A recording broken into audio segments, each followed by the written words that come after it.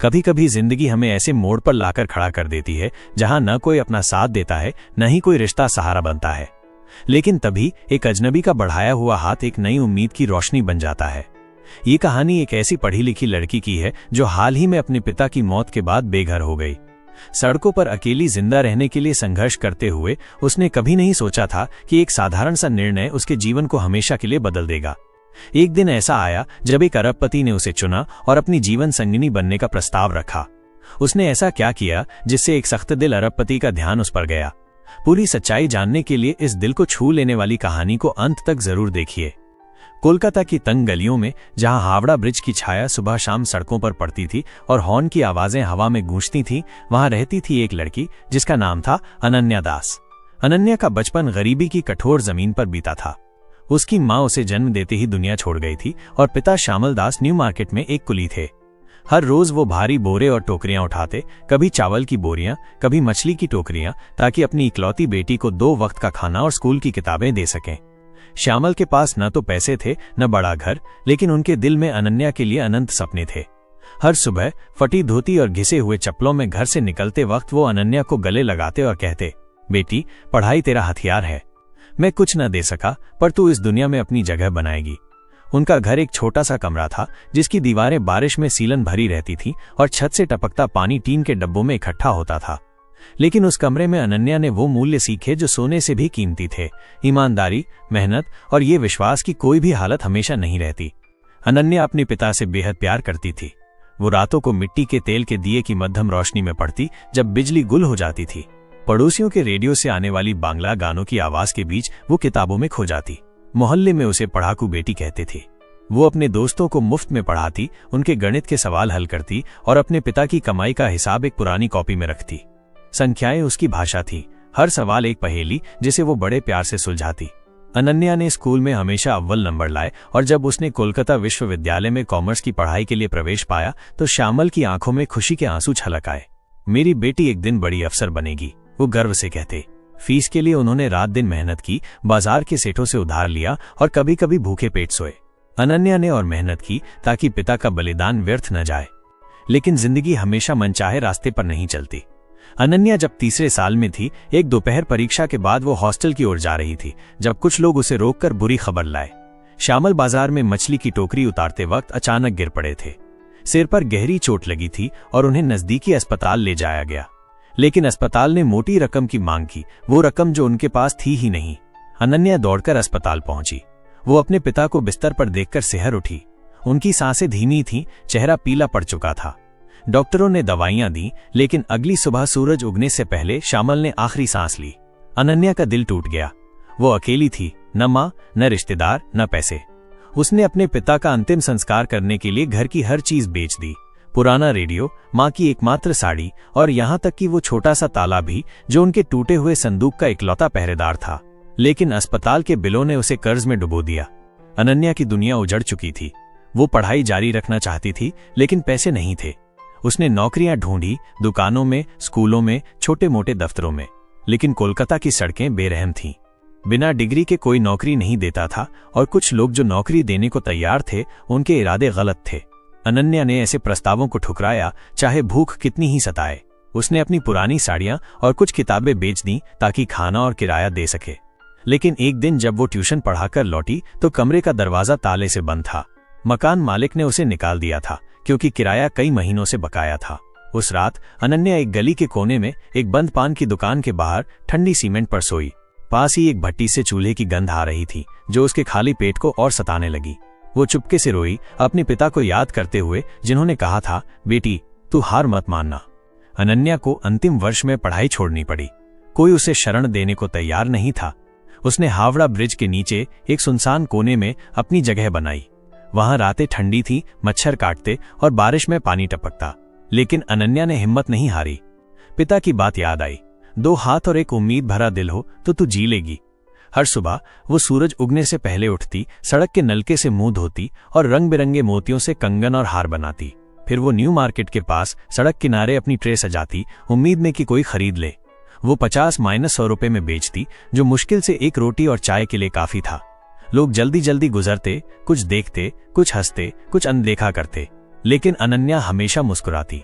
कुछ दिन वो 200 रुपए कमाती, कुछ दिन खाली हाथ रहती। जब कुछ नहीं बिकता वो भूखे पेट सोती, बारिश का पानी पीती। फिर भी उसने कभी भीख नहीं मांगी। वो हर सुबह फिर से उठती, अपनी छोटी सी ट्रे सजाती और उम्मीद के साथ दिन शुरू करती। एक बरसाती शाम जब कोलकाता की सड़कें कीचड़ से सनी थीं, अनन्या ब्रिज की ओर लौट रही थी। रास्ते में एक पेट्रोल पंप के पास उसकी नजर जमीन पर पड़ी। वहां एक चमड़े का बटुआ पड़ा था। वो सस्ता वाला नहीं बल्कि असली चमड़े का, जिसके जिप चमक रहे थे। उसने झिझकते हुए उसे उठाया, खोला तो उसकी आंखें फैल गईं। अंदर थे ढेर सारे 2000 रुपए के नोट, क्रेडिट कार्ड्स और एक आईडी कार्ड। उस पर लिखा था Rudra Chaudhary, CEO, Chaudhary Tech Solutions, Kolkata. साथ में एक पता और फोन नंबर। अनन्या का दिल जोरों से धड़का। दिमाग में सवाल उठे। ये पैसे उसे महीनों खाना दे सकते थे, एक छोटा कमरा किराए पर ले सकती थी, शायद पढ़ाई फिर शुरू कर सकती थी। मालिक इतना अमीर होगा, उसे क्या फर्क पड़ेगा। लेकिन तभी पिता की आवाज गूंजी, जो तेरा नहीं उसे छूना भी चोरी है। अनन्या ने बटुआ छाती से लगाया और उस रात भूखे पेट सोई, लेकिन एक नोट भी न छुआ। अगली सुबह कोलकाता की सड़कों पर धुंध छाई थी। हावड़ा ब्रिज के नीचे जहां अनन्या ने अपनी छोटी सी दुनिया बनाई थी, वो ठंडी हवा में कांपते हुए उठी। उसकी आंखें थकान से भारी थी, पेट में भूख की टीस थी, लेकिन हाथ में वो चमड़े का बटुआ अभी भी था, जिसे उसने रात भर छाती से लगाए रखा। उसने एक बार फिर बटुआ खोला, नजर आईडी कार्ड पर पड़ी, Rudra Chaudhary, CEO, Chaudhary Tech Solutions. पता पार्क स्ट्रीट के एक ऊंचे टावर का था, जो अनन्या के लिए कोलकाता के दूसरे छोर जैसा था। उसका मन डगमगाया। वो सोचने लगी, इतना पैसा मेरी जिंदगी बदल सकता है। एक कमरा, खाना, शायद पढ़ाई फिर शुरू। लेकिन तभी पिता की आवाज गूंजी, मानो वो पास ही खड़े हों। ईमानदारी तेरा गहना है बेटी, जो तेरा नहीं उसे रखना चोरी है। अनन्या ने गहरी सांस ली, बटुआ अपनी पुरानी झोली में डाला और पैदल ही पार्क स्ट्रीट की ओर चल पड़ी। सुबह की बारिश ने सड़कों को कीचड़ से भर दिया था। अनन्या की फटी सलवार और मटमैली साड़ी भीग चुकी थी। उसके पैरों में पुराने चप्पल कीचड़ में फिसल रहे थे, लेकिन उसकी आंखों में एक अजीब सी दृढ़ता थी। वो घंटों चली, रास्ते में ट्राम की खटपट और रिक्शों की घंटियों को सुनती रही। जब वो चौधरी टेक के चमचमाते टावर के सामने पहुंची तो उसका दिल जोरों से धड़का। इमारत इतनी ऊंची थी कि बादल उसकी चोटी को छूते लगते थे। गेट पर 2 गार्ड्स खड़े थे, जिनके चेहरों पर सख्ती थी। अनन्या ने झिझकते हुए कदम बढ़ाया। क्या चाहिए? एक गार्ड ने रुखाई से पूछा, उसे ऊपर से नीचे तक घूरते हुए। ये बटुआ किसी का गिर गया था, शायद आपके मालिक का है, अनन्या ने शांत स्वर में कहा, अपनी टूटी फूटी अंग्रेजी में। गार्ड ने हंसते हुए कहा, तू और बटुआ, भिखमंगी कहीं की, चल यहां से हट। अनन्या का दिल चुभा, लेकिन वो टस से मस न हुई। उसने बटुआ निकाला और आईडी दिखाई। दूसरा गार्ड, जो थोड़ा नरम था, ने बटुआ लिया और अंदर फोन किया। कुछ देर बाद एक युवा इंटर्न सायन गेट पर आया। उसने अनन्या की बात सुनी और बटुआ देखकर हैरान रह गया। तुमने इतना पैसा देखा और रखा नहीं? उसने पूछा। उसकी आवाज में अविश्वास था। अनन्या ने सिर्फ सिर हिलाया। सायन ने उसे अंदर बुलाया और रुद्र की असिस्टेंट मेघना को खबर दी। मेघना, एक तेज तर्रार औरत, अनन्या को देखकर चौंकी। तुमने सचमुच इसे लौटाने के लिए इतना रास्ता तय किया? उसने पूछा। अनन्या ने सहमति में सिर हिलाया। मेरे पिता कहते थे, जो हमारा नहीं उसे लेना ठीक नहीं। मेघना ने उसे ऊपर रुद्र के ऑफिस ले जाने का फैसला किया। जैसे ही अनन्या उस चमकदार इमारत में दाखिल हुई, कर्मचारियों की नजरें उस पर टिक गईं। उसकी गीली साड़ी से फर्श पर पानी टपक रहा था और लोग कानाफूसी करने लगे, लेकिन अनन्या ने सिर झुकाए बिना सीधे चलना जारी रखा। रुद्र चौधरी का ऑफिस विशाल था, शीशे की दीवारों से घिरा, जहां से कोलकाता का नजारा दिखता था। रुद्र एक ठंडा और सख्त मिजाज का अरबपति, जिसकी कंपनी भारत, दुबई और सिंगापुर तक फैली थी, अपने लैपटॉप पर काम कर रहा था। उसकी उम्र 40 के आसपास थी, लेकिन चेहरा तीखा और आंखें पैनी थीं। मेघना ने दरवाजा खटखटाया। सर, कोई आपके लिए बटुआ लाया है, उसने कहा। रुद्र ने नजर उठाई और अनन्या को देखा। उसकी फटी साड़ी, गीले बाल और कीचड़ से सने चप्पल देखकर उसका माथा सिकुड़ा। कौन हो तुम? उसने ठंडी आवाज में पूछा। अनन्या ने बटुआ टेबल पर रखा। ये आपका है सर, मुझे सड़क पर मिला। रुद्र ने बटुआ खोला। अंदर नोट, कार्ड्स और एक पुरानी तस्वीर थी, उसकी पत्नी और उसका बेटा, जो 1 साल पहले एक हादसे में चल बसे। उसकी आंखें एक पल को नम हुई, लेकिन उसने जल्दी खुद को संभाला। वो चुप रहा। फिर ड्रावर से नोटों का एक बंडल निकाला और अनन्या की ओर बढ़ाया। ले लो और जाओ। अनन्या ने सिर हिलाया। नहीं सर, मैंने ये पैसे के लिए नहीं लौटाया। जो मेरा नहीं वो मैं नहीं ले सकती। रुद्र स्तब्ध रह गया। उसने बड़े बड़े व्यापारियों, नेताओं और निवेशकों से डील की थी, लेकिन किसी ने उसके पैसे ठुकराए नहीं थे। उसकी आवाज में हल्की सी गर्मी आई। तुम्हें कुछ चाहिए ही नहीं? अनन्या ने शांत स्वर में कहा। बस इतना चाहती हूं कि ये बटुआ अपने मालिक तक पहुंच जाए। रुद्र ने एक पल उसे घूरा, फिर अपनी जेब से एक कार्ड निकाला। ये लो, अगर कभी जरूरत पड़े तो यहां आना या इस नंबर पर कॉल करना। धन्यवाद। अनन्या ने कार्ड लिया, एक बार देखा और चुपचाप बाहर निकल गई।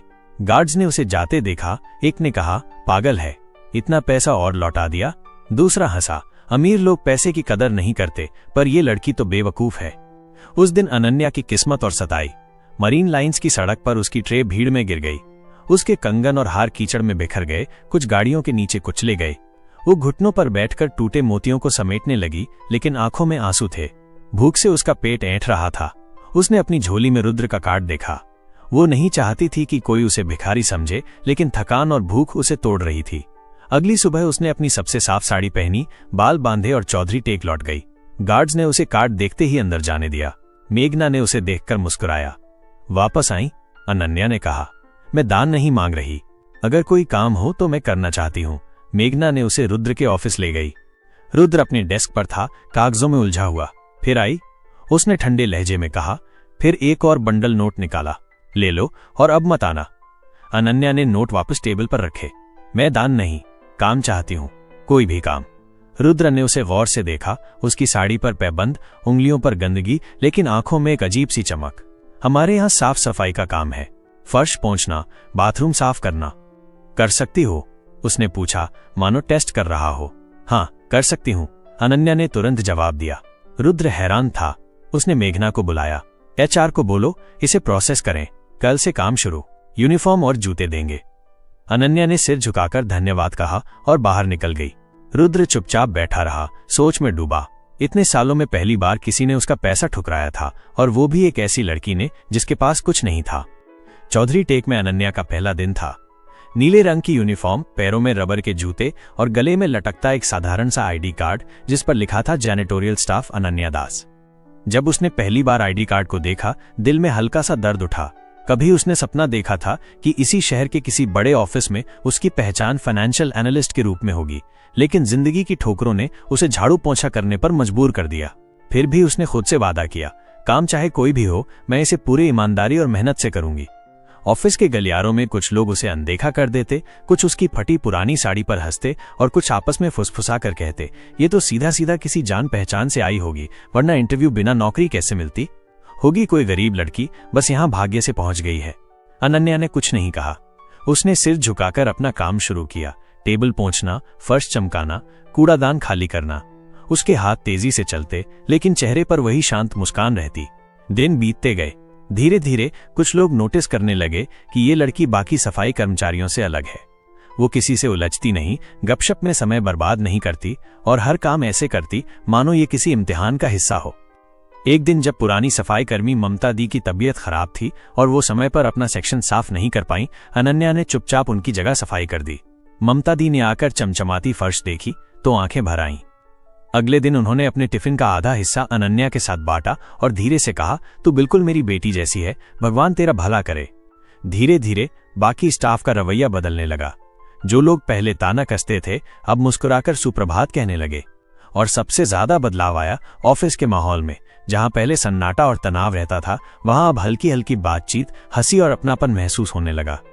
रुद्र चौधरी, जो आमतौर पर अपने स्टाफ की तरफ ध्यान भी नहीं देते थे, CCTV में ये बदलाव देख रहे थे। उन्हें यह समझ नहीं आ रहा था कि एक साधारण सफाई कर्मी ने पूरे माहौल में इतनी गर्माहट कैसे ला दी। एक सोमवार की सुबह अनन्या को पहली बार टॉप फ्लोर के एक एग्जीक्यूटिव केबिन की सफाई का काम सौंपा गया। यह मंजिल आमतौर पर सिर्फ भरोसेमंद और अनुभवी स्टाफ को ही दी जाती थी। वो सावधानी से मॉप और डस्टर लेकर अंदर गई। टेबल पर महंगे फाइल फोल्डर सजे थे, शेल्फ में ट्रॉफियां और खिड़की से बाहर हावड़ा ब्रिज का शानदार नजारा दिख रहा था। वो धीरे धीरे सफाई कर रही थी, तभी उसकी नजर एक आधी खुली फाइल पर पड़ी। फाइल का शीर्षक था Q3 financial report internal review. उसका दिल जैसे एक पल को थम गया। उसे अपने कॉलेज के दिन याद आ गए जब वो इसी तरह के रिपोर्ट्स पढ़ा करती थी। जिज्ञासा से उसने कुछ पन्ने पलटे। पहले तो सब ठीक लगा, लेकिन फिर उसने एक पेज पर वही इनवॉइस 2 बार देखी। राशि वही, तारीख वही, सप्लायर वही। उसने सोचा शायद टाइपिंग मिस्टेक होगी, लेकिन जैसे जैसे पन्ने पलटे उसने देखा कि ये गलती बार बार हो रही थी, बिल्कुल योजनाबद्ध तरीके से।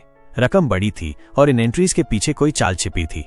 उसके दिल में डर और जिम्मेदारी दोनों एक साथ जाग उठे। वो चाहती तो इसे नजरअंदाज कर सकती थी, आखिर उसका काम सफाई करना था, अकाउंट चेक करना नहीं। लेकिन उसे पिता की वो बात याद आई, ईमानदारी सिर्फ अपने पैसे में नहीं, दूसरों के हक की रक्षा में भी है। उसने फाइल को सावधानी से वैसा ही रख दिया और चुपचाप केबिन से बाहर आ गई।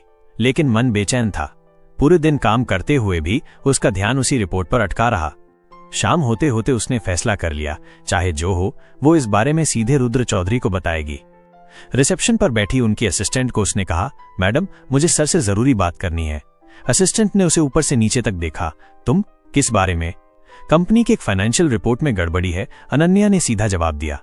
शायद उसकी आवाज के आत्मविश्वास ने असर किया। कुछ देर बाद उसे रुद्र के ऑफिस में बुला लिया गया।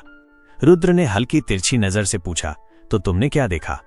अनन्या ने शांत स्वर में पूरी बात रखी। फाइल का नाम, पन्नों के नंबर, डुप्लीकेट इनवॉइस और शक की वजह। उसने कहीं भी बढ़ा चढ़ाकर कुछ नहीं कहा। रुद्र ने बिना कुछ बोले इंटरकॉम उठाया। फाइनेंस डिपार्टमेंट से मिस्टर सेन को बुलाओ। करीब 15 मिनट बाद मिस्टर सेन, जो पिछले 6 साल से कंपनी के सीनियर फाइनेंस ऑफिसर थे, अंदर आए। रुद्र ने फाइल उनके सामने रख दी और बोला, इन पन्नों की व्याख्या करो। सेन पहले तो आत्मविश्वास से मुस्कुराए, लेकिन जैसे जैसे पन्ने पलटते गए उनका चेहरा उतरने लगा। शब्द अटकने लगे, पसीना माथे पर उभर आया। सायर, शायद ये क्लैरिकल मिस्टेक है। मैं बस। रुद्र ने ठंडी आवाज में कहा, मैं गलती और चोरी में फर्क पहचानता हूं। कुछ ही मिनटों में मिस्टर सेन को सिक्योरिटी ने बाहर ले जाकर गेट तक छोड़ दिया, बॉक्स में उनका सामान और चेहरे पर शर्म। रुद्र कुछ देर खामोश बैठे, फिर अनन्या की तरफ देखकर बोले, तुमने ये कैसे पकड़ा? क्या तुमने अकाउंटिंग पढ़ी है? उसने सिर हिलाकर हाँ कहा, जी यूनिवर्सिटी में कॉमर्स पढ़ रही थी, पर बीच में पढ़ाई छोड़नी पड़ी। रुद्र ने आगे कुछ नहीं पूछा। उनकी आंखों में पहली बार अनन्या के लिए सम्मान था। कुछ पल चुप रहने के बाद उन्होंने कहा, कंपनी में एक फाइनेंस ट्रेनी की पोस्ट खाली है, अगर चाहो तो अप्लाई कर सकती हो। अनन्या के होठों पर एक हल्की मुस्कान आ गई। शायद जिंदगी ने पहली बार उसे आगे बढ़ने का मौका दिया था। अगले हफ्ते चौधरी टेक में एक औपचारिक घोषणा हुई, फाइनेंस ट्रेनी पद के लिए आवेदन आमंत्रित। यह खबर सुनकर पूरे ऑफिस में कानाफूसी शुरू हो गई। सुना है वही नई क्लीनर लड़की अप्लाई करने वाली है। अरे छोड़ो, यहां बिना सोच के कोई सिलेक्ट होता है क्या? लेकिन अनन्या ने किसी की बात पर ध्यान नहीं दिया। उसने आवेदन फॉर्म भरा, अपने पुराने नोट्स निकाले और देर रात तक पढ़ाई की।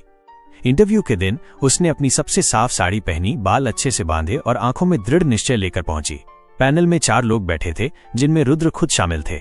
सवाल अकाउंटिंग, लॉजिक और सिचुएशनल डिसीजन पर थे। अनन्या ने हर सवाल का जवाब नाप तौल कर दिया, न जल्दी न हड़बड़ी, सिर्फ ईमानदारी और स्पष्ट सोच। कुछ दिनों बाद रिजल्ट आया। पहले नंबर पर अनन्या दास। ये जीत न दया की थी न किस्मत की, ये उसकी मेहनत की कमाई थी। जब वो नए डेस्क पर बैठी, जिस पर नाम की प्लेट लगी थी, अनन्या दास फाइनेंस ट्रेनी, उसकी आंखें नम हो गईं। ऑफिस में कई लोग उसे बधाई देने आए और जो पहले हंसी उड़ाते थे अब आदर से देखते थे। रुद्र अपने ऑफिस से ये सब देख रहे थे। उनके मन में अनन्या के लिए एक अलग सम्मान और अपनत्व पनप चुका था। दिन गुजरते गए। अनन्या अपने काम में लगन से जुटी रही। उसने न कभी खुद को साबित करने के लिए जोर डाला, न रुद्र के करीब आने की कोशिश की। यही बात रुद्र को सबसे अलग लगी। एक शाम जब ऑफिस लगभग खाली हो चुका था, रुद्र कॉन्फ्रेंस रूम से गुजर रहे थे, तभी उन्होंने अनन्या को व्हाइट बोर्ड के सामने खड़ा देखा। वो आने वाले प्रेजेंटेशन की रिहर्सल कर रही थी, हाथ में मार्कर, माथे पर हल्का पसीना, लेकिन आंखों में फोकस। रुद्र दरवाजे पर खड़े होकर देखते रहे, फिर अचानक ताली बजा दी। अनन्या चौंक कर मुड़ी। सर, मैं बस प्रैक्टिस कर रही थी। रुद्र ने मुस्कुराकर कहा, तुम सिर्फ प्रैक्टिस नहीं कर रही, तुम बन रही हो कुछ बड़ा। उस दिन से रुद्र और अनन्या के बीच एक सहज दोस्ती बनने लगी।